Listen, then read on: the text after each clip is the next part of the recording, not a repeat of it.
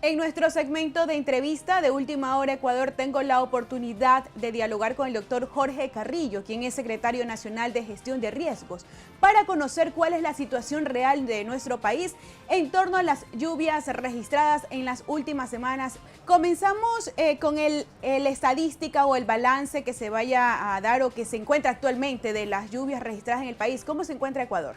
Bueno, Ecuador, recordemos que Ecuador es un país multiamenaza y en ese sentido nosotros, una de las amenazas que tenemos es la época lluviosa. A la época lluviosa normal en el Ecuador, a partir del 29 de enero del 2024, pues se le ha sumado los efectos o las consecuencias del fenómeno del Niño que eleva la temperatura del mar, y esto ha influido en la cantidad de precipitación que tenemos alrededor del territorio nacional. Nosotros tenemos, con corte del día de hoy, 120.000 personas afectadas.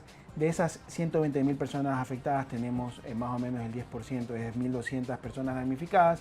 Tenemos 27.000 viviendas afectadas también y 85 viviendas destruidas. Ese es el saldo del día de hoy, al día de hoy con los datos de la Secretaría de Gestión de Riesgo.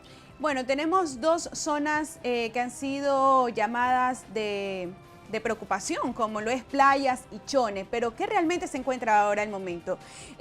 Chone con una afectación mayoritaria, Playas ya se encuentra en mejora, las lluvias también ha parado un poco en el país. Esto también ha ayudado a que su trabajo se vea reflejado. Así es. Bueno, en Chone nosotros es el cantón más afectado de esta época lluviosa más el fenómeno del Niño. Alrededor de 50.000 personas tuvieron afectación el día de las lluvias en Chone. De hecho, esa es la razón por la cual Manabí, en este momento, de acuerdo a los datos que maneja la Secretaría de Gestión de Riesgos, que se actualizan diariamente, pues tenemos que Manabí es la provincia más afectada con 60.000 afectados, seguido de la provincia del Guayas con alrededor de 20.000 afectados, y de ahí sigue la provincia de Los Ríos con 14.000. Entonces, en ese sentido, Chone nos ha permitido a nosotros trabajar en coordinación con los gobiernos autónomos descentralizados, el provincial, el cantonal, para atender a la población.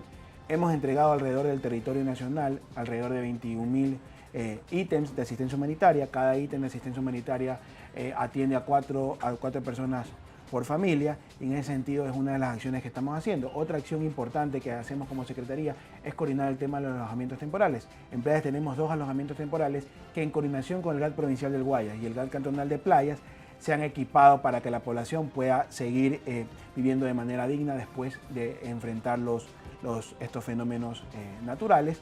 Y así también coordinamos acciones de búsqueda y rescate con el Cuerpo de Bomberos, Cruz Roja, con los gobiernos autónomos descentralizados, con las instituciones del Estado. Entonces, nuestro rol en ese aspecto también es de un rol coordinador, y también asistimos a la población cuando las capacidades del GAT son superadas. Una parte de la asistencia es poder brindar una oportunidad. Tenemos, usted lo mencionó, varias viviendas afectadas en nuestro país, y esto hace que estas personas se queden sin un hogar. Pero conocemos que el gobierno nacional está entregando unos bonos solidarios para poder, de cierta forma, disminuir esta brecha de desalojo que se ven obligados a tener por la lluvia. ¿Cómo se va a dar ese tema? Sí, de las coordinaciones que le mencioné anteriormente, una de las coordinaciones que hacemos nosotros es levantar una ficha de BIN, Evaluación Inicial de Necesidades, que nos permite a nosotros articular con las otras acciones, carteras del Estado, por ejemplo con el MIES, para entregar bonos a las personas que lo requieran. Ahora, nosotros como Secretaría también, a través de la cooperación internacional, el PMA, que es el Plan Mundial de Alimentos, estamos entregando en Chone en este momento ya 500 bonos de $250 a las personas que tengan doble vulnerabilidad. ¿Qué quiere decir doble vulnerabilidad? Pues personas que tengan vulnerabilidad social más la vulnerabilidad por el tema de fenómenos naturales. En ese caso, las personas que se encuentran quizás dicen, bueno, no quiero salir de mi vivienda porque sí tengo algo todavía que puedo, algo material que puedo rescatar de esto. Pero ¿qué pasa con esas personas que no quieran ir a estos albergues temporales o estos alojamientos temporales para poderlos ayudar con los bonos solidarios? También la entrega de kits, la estadística también es importante. Sí, a ver, en el tema de los alojamientos temporales se activan cuando la población lo necesita. En algunos casos, las personas que viven en zonas vulnerables tienen casas ya elevadas, por ejemplo, o casas de 2 pisos, que las personas se quieren mantener dentro de su vivienda porque ellos pueden seguir viviendo en el segundo piso. En ese caso se entrega la asistencia humanitaria, igual se las hace llegar a través de la coordinación con los GATS. Nosotros personalmente con el alcalde de Chone estuvimos entregando en zonas anegadas con el agua que llegaba a 1 metro de profundidad. pudimos entregar la asistencia humanitaria para que las personas puedan seguir viviendo, ya que al estar anegadas no pueden salir a buscar comida o a hacer sus actividades normales. Eso es en el caso de las lluvias, pero ¿qué pasa con el tema de deslizamientos, de cierres de carreteras? ¿Cómo se está manejando para poder también de forma integrada trabajar con los GATS, las prefecturas, para poder solucionar esto que es parte de la temporada invernal y también de las afectaciones climatológicas que tenemos en el país? Sí, eso es algo importante que hay que mencionar. Nosotros articulamos con todos los actores del sistema. Uno de los actores principales del sistema es el Ministerio de Transporte y Obras Públicas. ¿Por qué? Porque es el que rige, es el ente rector de la red vial estatal.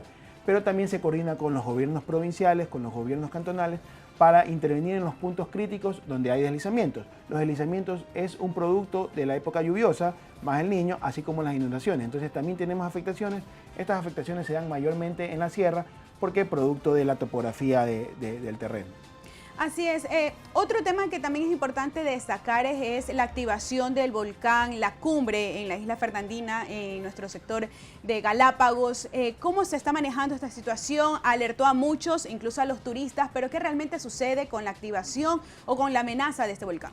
Bueno, el volcán La Cumbre en la isla Fernandina es un ejemplo claro de la diferencia entre amenaza y riesgo. ¿Por qué? Porque al no estar habitada, la amenaza, que es el volcán, la amenaza es algo que no podemos controlar los seres humanos, es una amenaza de origen natural en este caso. Al no tener bienes expuestos, pues no genera ningún riesgo. Nosotros no tenemos vivienda cerca del volcán, no vive gente cerca del volcán, es decir, no tenemos ni afectaciones de viviendas ni afectaciones de personas. Sin embargo, obviamente vamos a tener afectaciones en la flora y fauna, pero producto de obviamente un evento natural. Y esa es la diferencia entre la amenaza, que no podemos controlar, y el riesgo, que sí lo podemos controlar. Y por esa razón es que nosotros debemos evitar construir en zonas de riesgo, como las del volcán, y si vamos a construir en zonas de riesgo, pues tener planes de contingencia o obras de infraestructura que nos permitan mitigar los efectos de esta amenaza. Esto en cuanto a la amenaza, pero el riesgo es latente en nuestra zona costera, sobre todo por el tema de las intensas lluvias que se tienen pronosticadas hasta la próxima semana. Pero ¿qué sucede si llegase a haber esto del incremento de la marea en zonas costeras, los balnearios, las vacaciones? Hay muchas aristas, pero ¿cómo podemos actuar en ese momento que pueda suceder un desastre natural de forma imprevista? Bueno, en primer lugar, de lo que usted menciona, hay algo importante que hay que aclarar en este momento, y es que los desastres no son naturales, los desastres son sociales. ¿Por qué? Porque la naturaleza por sí sola no crea los desastres. No somos nosotros que, al colocarnos en zonas de riesgo o no prever estas amenazas naturales, construimos, por ejemplo, viviendas que no tienen la suficiente capacidad sismo resistente, en el caso de los sismos, o que sabemos que nos ubicamos en llanuras de inundación, casas en llanuras de inundación, es decir, el río naturalmente toma ese cauce y nosotros nos colocamos ahí. Somos nosotros, los seres humanos en general, que creamos ese riesgo. Ahora bien, si ya conocemos este riesgo, pues tomar medidas, como medidas estructurales como obras de infraestructura, tal vez algún muro de contención, reforzar sísmicamente las viviendas, etc. Y en el caso de que se produzca un evento, pues tenemos la línea directa con el 911, donde personal de riesgo directamente coordina con la institución correspondiente en el caso de que haya alguna emergencia. ¿Tenemos algún tipo de semaforización actual de catalogar? ¿Estas provincias están en rojo, estas provincias están en naranja o estas provincias están en verde? Para así conocer también cuál es el accionar de los entes rectores que se encuentran trabajando en esta situación. Sí, mira, en este momento solo tenemos afectaciones de nivel 4. De acuerdo al manual del COA, hay 5 niveles de afectación. En este momento nos encontramos en 3 provincias con nivel 4 de afectación, que son Esmeraldas, Los Ríos, Manabí y Guayas, perdón, son 4. Son 4 provincias que se encuentran en nivel 4 de afectación. ¿Y esto qué significa? Que la afectación es nivel de carácter provincial o regional aún, todavía no es de carácter nacional, sin embargo se está atendiendo a la población. Y esta afectación obviamente es la acumulación de todo lo que ha habido desde el 29 de enero del 2024. Entonces, ese es el saldo del día de hoy. Solo hay una provincia declarada de emergencia, que es Bolívar. Las demás provincias todavía no se declaran emergencia, entonces, por ende, de acuerdo a la ley de gestión de riesgos, pues todavía no se debe declarar emergencia nacional si es que así se lo requiere por parte de las autoridades correspondientes. Así es, doctor. Actualizadas las cifras hasta el día de hoy, esperamos tenerlo en las próximas semanas para ir avanzando un poco el tratamiento que se está dando en torno a la activación de las emergencias que se puedan dar por el incremento de las lluvias. Doctor, un gusto haberlo tenido en los estudios de Última Hora Ecuador. Una última recomendación para las personas que nos están visualizando en este momento. Sí, una recomendación, infórmense por canales oficiales. Nosotros tenemos una página de www.alertasecuador.gov.c donde tienen la información de primera mano. Así es, estuvimos conversando con el doctor Jorge Carrillo, secretario nacional de Gestión de Riesgos, por supuesto en temas importantes y relevantes para el país. Pero ya continuamos con más de su noticiero Última Hora Ecuador.